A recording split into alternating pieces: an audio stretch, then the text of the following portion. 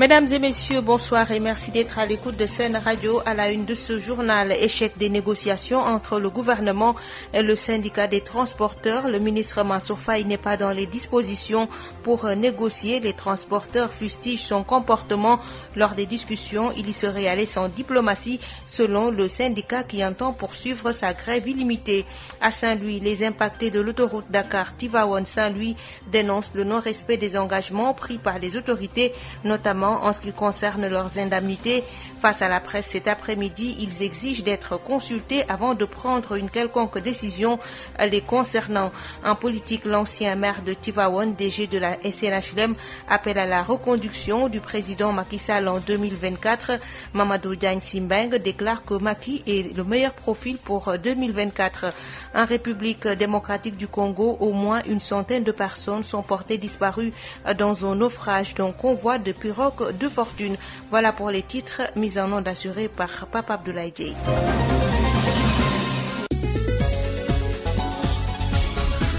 Marie-Rosalie Ndiaye. Je vous l'annoncer, la grève des transporteurs se poursuit après l'échec de leur rencontre avec le ministre de tutelle. L'Union des routiers du Sénégal et le syndicat des travailleurs routiers ont décidé de maintenir leur mot d'ordre de grève. Face à la presse cet après-midi, ils ont dénoncé l'attitude du ministre Mansour Faye qui, selon eux, ne veut pas négocier. Ils se félicitent par ailleurs de la réussite de la grève et appellent à la mobilisation. Gora Khouma, le secrétaire général de l'Union des routiers du Sénégal, que nous écoutons. Hier, lors de la sortie de notre rencontre avec la tutelle, on s'est dit on va se voir aujourd'hui pour décliner les objectifs. Hier, la réunion, tu l'as dit, on s'est séparé à queue de poisson. Aujourd'hui, nous sommes commandés. C'est la base qui commande les secrétaires généraux. Mais ce n'est pas les secrétaires généraux qui commandent la base. C'est la base a dit au maintien, la grève. Puisque le constat que beaucoup de gens ont décliné hier, il y avait un comportement du ministre qui n'était pas souhaité. Il a perdu la diplomatie, il durcit le ton. Et les gens disent que peut-être lui, il s'en fiche du secteur. Comme le constat, le ministre s'en fiche du secteur, on va le répondre en continuant la grève. Puisqu'il aurait dû ou bien faire une diplomatie, puisque c'est un père de famille avec sa famille. Quelle que soit la position de la famille, en tant que père de famille, il doit avoir un comportement qui dépasse ses enfants. Mais comme lui qui reste dans ce ministère, qu'il parte, ça ne le dérange pas, c'est le constat général. Les délégués, après concertation, ils ont dit qu'il faut continuer la grève. Comme nous sommes commandés, nous ne faisons que suivre les directives de la base. On ne peut pas faire autrement. Moi, ce que je voudrais que l'autorité puisse avoir ce comportement, qu'il sache que même un seul véhicule à l'arrêt devait lui poser un problème. Un seul. En plus raison, toutes les régions du Sénégal. Sachez qu'il n'y a pas de camions qui circulent d'un pays à l'autre et à l'intérieur du pays. Donc c'est une jonction entre le transport de marchandises et le transport de passagers. Ils sont tous allés ensemble. Il n'y a pas une catégorie qui est partie laissant l'autre. Donc c'est les deux catégories qui sont en mouvement. Donc dans tout cela, je crois que pour essayer de recenser ou bien de dire que la grève a réussi ou n'a pas réussi, pour nous, c'est pas important. Ce qui est important, de trouver des solutions. C'était donc Gora Khouma, secrétaire général de l'Union des transporteurs routiers du Sénégal. Les transporteurs qui ont décidé de maintenir leur mot d'ordre de grève illimité. Le gouvernement, pour sa part, reste inflexible sur l'application des 23 mesures issues du Conseil interministériel.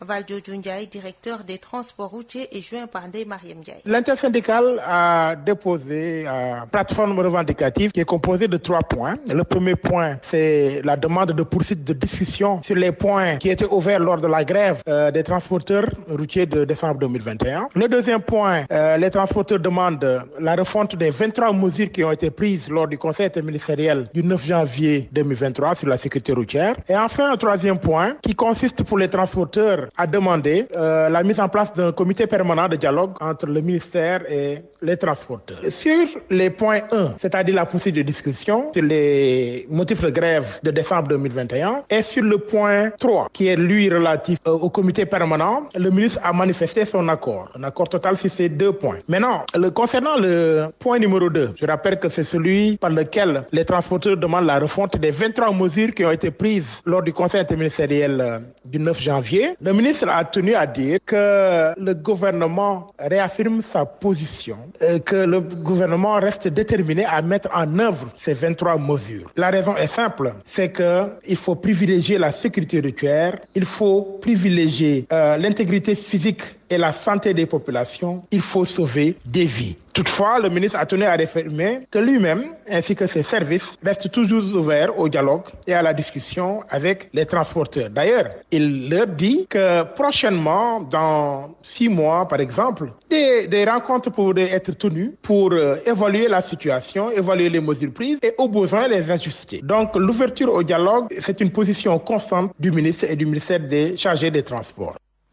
À Saint-Louis, les impactés des villages de l'arrondissement de Rao concernant la construction de l'autoroute Dakar-Tivaouane-Saint-Louis se sont réunis pour échanger sur leurs intérêts et les procédures d'indemnisation.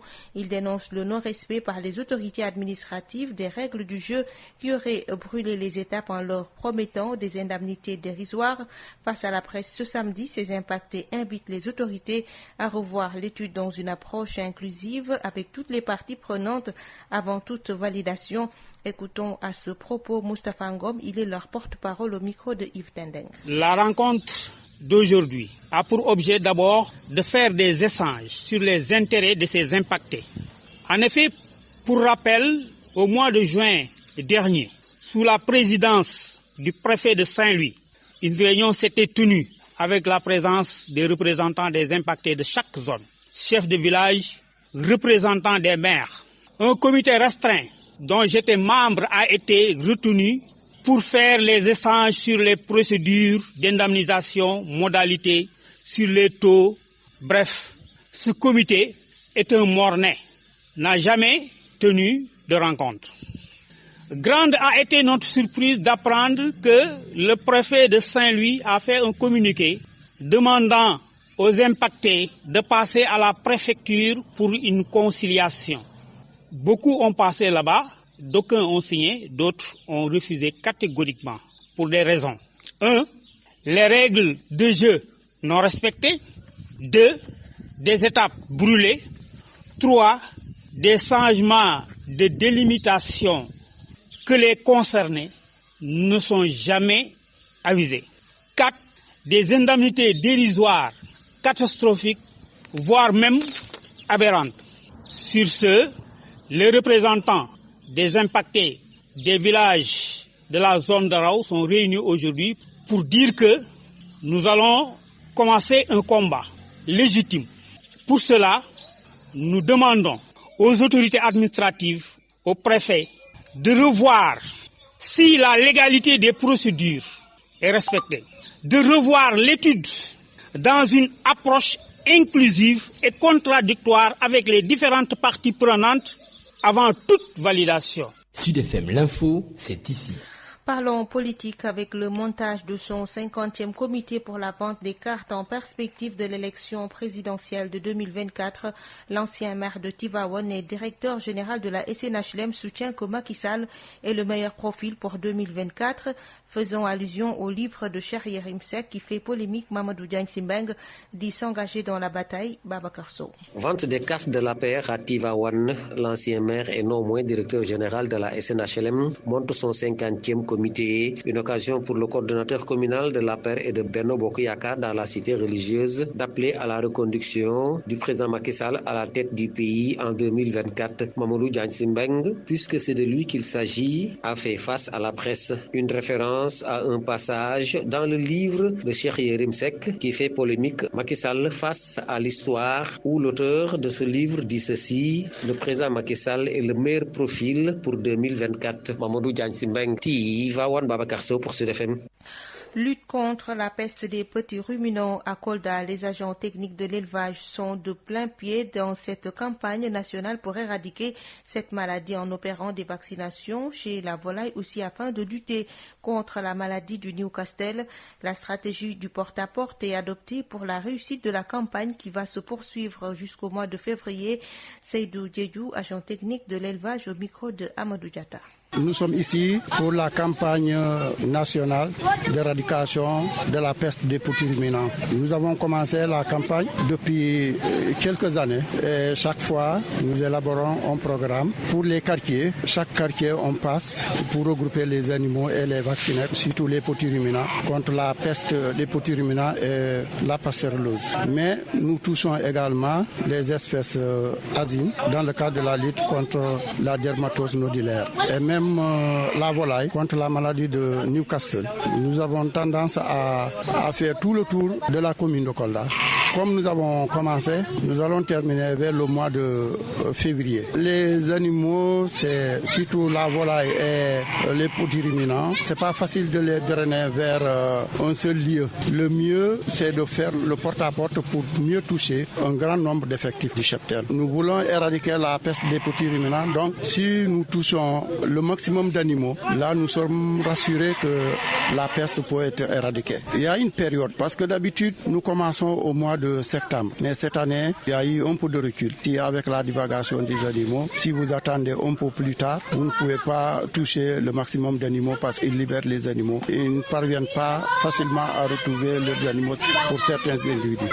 C'est une campagne nationale d'éradication des petits ruminants et même des autres maladies. Présentement, au niveau des communes, les gens sont en train de s'activer pour réussir cette activité. Ils ont commencé très tôt à vacciner. Il y a certains qui ont terminé. Moi, c'est pour la commune de Kolda. Mais les autres chefs de poste sont sur le terrain en train de faire la vaccination. Chaque commune a son effectif, mais le maximum d'animaux sur l'effectif estimé, c'est ce que nous sommes en train de vouloir atteindre. Ici, dans la commune, nous vaccinons 200 par jour, mais il y a certains quartiers où on n'atteint pas les 200.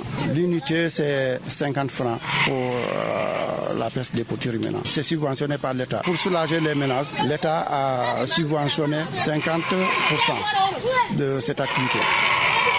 Sud FM vous transporte partout au Sénégal et dans le monde. Sud International. En République démocratique du Congo, au moins une centaine de personnes sont portées disparues dans un naufrage d'un convoi de pirogues de fortune dans la nuit de mardi à mercredi 18 janvier dans la rivière Lukonga, un affluent du fleuve Congo à plus de 200 km de la ville de Bandaka, chef-lieu de la province de l'Équateur. Le bilan de la société civile n'a pas encore été confirmé par les autorités qui affirment n'avoir repêché qu'une dizaine de corps sans vie. Elles assurent toutefois qu'il y a de nombreux disparus. Des opérations de recherche sur le fleuve ont été lancées hier dans cette zone sans couverture téléphonique. Un élu dénonce néanmoins de graves manquements de gouvernance dans le secteur du transport fluvial dans le pays alors que les drames sont récurrents. Il faut que des dispositions concrètes soient prises pour ne pas permettre à ces embarcations de pouvoir voguer sur le fleuve. Mais ces gens qui y vont, ce n'est pas de gaieté de cœur, c'est pour des raisons de survie. C'est un dilemme, l'a déclaré à RFI le député Sam Bokolombe, élu de Bassankoussou. Le gouvernement burkinabé a exigé le départ des troupes françaises déployées sur son territoire, a rapporté ce samedi la radio-télévision burkinabé, citant l'agence d'information du Burkina AIB. La radiodiffusion-télévision du Burkina RTB a indiqué que le gouvernement burkinabé avait suspendu le 18 janvier un accord militaire datant de 2018 qui autorisait la présence de soldats français au Burkina. La France a un mois pour retirer ses troupes du pays, a précisé la RTB, citant l'AIB, agence d'information du Burkina. Cette décision intervient alors que les manifestations visant la France se sont multipliées ces derniers mois au Burkina Faso. Plusieurs centaines de personnes ont manifesté ce samedi à Dibo et Kongoussi, deux importantes villes du nord du pays, en proie à des violences et à un blocus de groupes djihadistes pour réclamer un ravitaillement et davantage de sécurité. À l'appel de l'association des jeunes commerçants de Dibo, chef-lieu de la province du Sum au nord du pays, des centaines de personnes sont sorties massivement pour demander le ravitaillement de la ville et témoigner le soutien aux forces de défense et de sécurité qui ont favorisé le retour du réseau téléphonique coupé depuis plusieurs semaines.